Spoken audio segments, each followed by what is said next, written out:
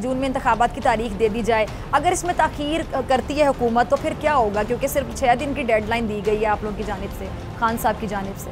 हमारे पास ऑप्शन मौजूद है, हम पूरे मुल्क तक अपना एहतजाज एक्सटेंड कर सकते हैं। देखो, हम बैठेंगे तो नहीं, हम तो हर हद तक जाएंगे। असद कैसर साहब हमारे साथ मौजूद हैं और गुफ्तगू के सिलसिले को आगे बढ़ाते हैं। कुछ अहम सवाल है मेरे जहन में। असद कैसर साहब आपकी तरफ आना चाहूँगी। अच्छा, असद कैसर साहब, तहरीक इंसाफ का मुतालबा ये है कि जी जून में इंतखाबात की तारीख दे दी जाए, अगर इसमें ताख़ीर करती है हुकूमत तो फिर क्या होगा? क्योंकि सिर्फ 6 दिन की डेडलाइन दी गई है आप लोगों की जानिब से, खान साहब की जानिब से।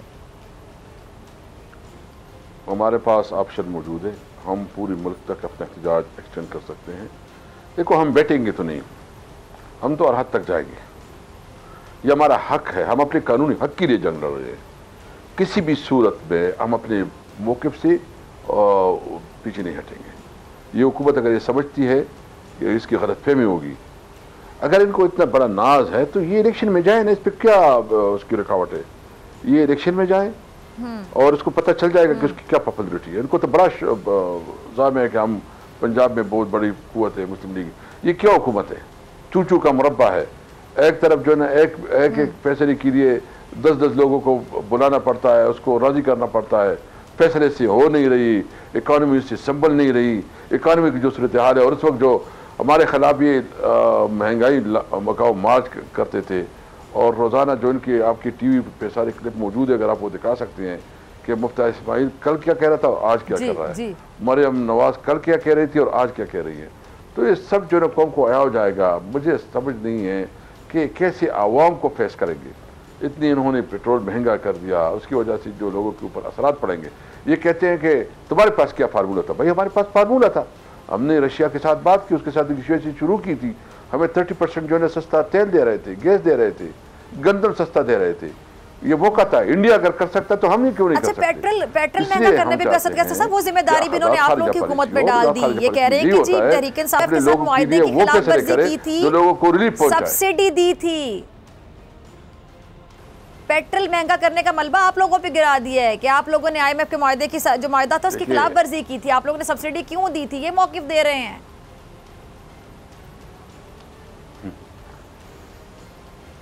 देखिए, सबसे पहले तो शर्म इनको तो आती नहीं है।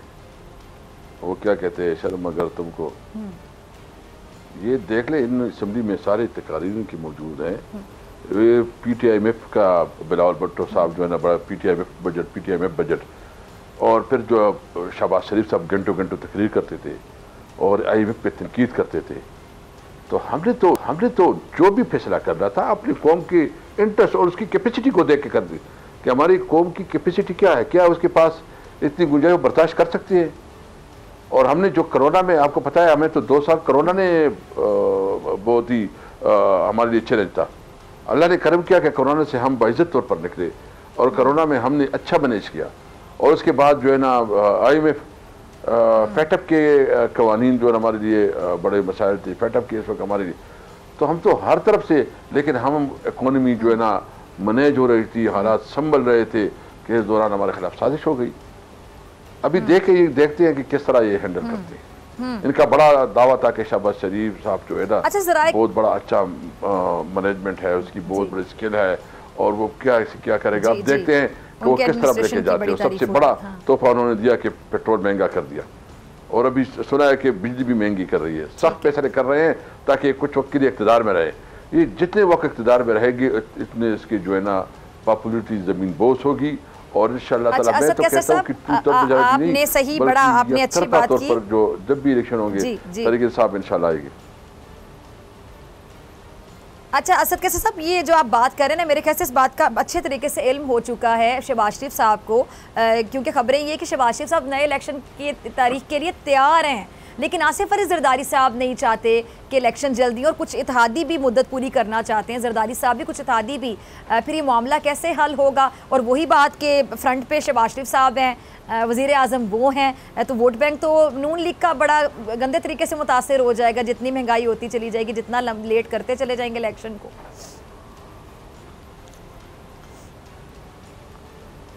बिल्कुल आप ठीक कह रहे हैं। इसका सबसे ज़्यादा बड़ा इफेक्ट ही जो है ना वो नून लीग होगा, और नून लीग को जो है ना इसका खुद, क्योंकि जरदारी ने उसके साथ पूरा हाथ कर दिया है, और ये इसका सबसे बड़ा जो है ना क्योंकि पीपल पार्टी तो सिर्फ सिंध की पार्टी है और सिंध की पार्टी कराची की भी नहीं है, तो सिर्फ अंदरून सिंह की पार्टी, उसके पास इतनी वो नहीं है, इसका इशू नहीं है वो, लेकिन मेन मसला मुस्लिम लीग का है जो इसका इंशाअल्लाह ताला इसका मजा चकेगा।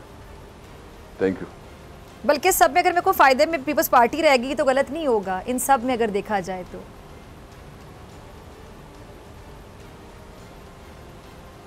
बिल्कुल पीपल पार्टी जो है ना बिल्कुल खेल रही है कैसे सर? और मुस्लिम लीग नून जो है ना इसमें पूरी तरह फंस गई है। जी और ये अच्छा असद के साहब आपने कहा उनके साथ हाथ हो गया है, नून लीग वालों के साथ आसिफ अली जरदारी साहब ने हाथ कर दिया बड़ा स्मार्टली, तो ठीक है ठीक है। असद के साहब आप कह रहे हैं कि नून लीग के साथ हाथ कर दिया आसिफ अली जरदारी साहब ने, हाथ मौलाना साहब के साथ भी बहुत दफ़ा हुआ है, पता नहीं क्या क्या वो बनना चाहते थे, उनके बारे में क्या कहेंगे आप?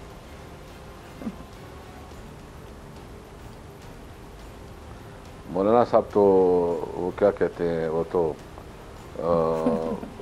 न 3 में है न 13 में है, उसका तो कोई है ही नहीं, वो तो फारिग होगा, उसके भाई 8-10 सीटें हैं, शायद आइंदा वो भी ना बड़े धोखे खाए मौलाना साहब, तो फारिग है, उसको तो बस एक कमेटी चाहिए थी और उसने तवक्को ये थी कि वो जो है ना कोई इस्लाम के लिए शरीयत की कुछ करेगा, पता ये लगा कि उसने हज सबसे ज़्यादा महंगा कर दिया और अपने बेटे को जो है ना मिनिस्टर बना दिया कम्युनिकेशन का। बहरहाल उसका तो कोई पोजीशन नहीं है। मैं समझता हूँ कि इस वक्त जो है ना सबसे बड़ा नुकसान जो है ना मुस्लिम लीग खुद अपनी कर रही है और बहुत तेज़ी से उसका ग्राफ कर रहा है। ठीक है।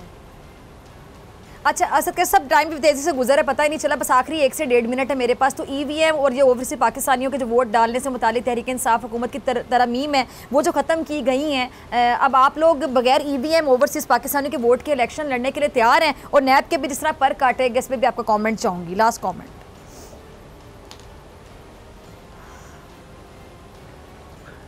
मैं समझता हूँ कि इन्होंने बड़ा जुल्म किया। देखो इसने मेन स्टेक होल्डर PTI है, PTI को एतमाद में ना लेकर ये रिगू इलेक्शन करना चाहते हैं। हम किसी भी सूरत पे इसको नहीं, इसके खिलाफ हम कोर्ट में जाएंगे, जितने फॉर्म्स है उस पर हम जाएंगे। ये कानून साजी जो है ना किसी भी सूरत में काबिल कबूल नहीं है। सब्सक्राइब करें और बेल दबाएं ताकि कोई खबर रह न जाए।